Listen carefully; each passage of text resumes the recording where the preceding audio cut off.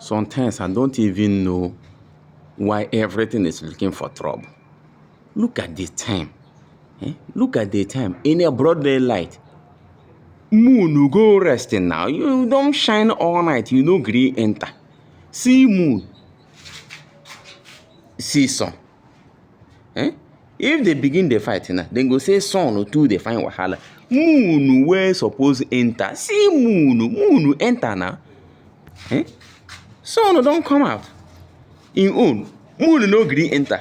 Which kind of wahala be this? Human being they look for problem. Even creatures they look for problem. Okay, imagine if this sun come out for night now. Waiting people go talk. They go say sun they look for problem. See sun don't come out. Moon is still there. I can't understand. Anyway.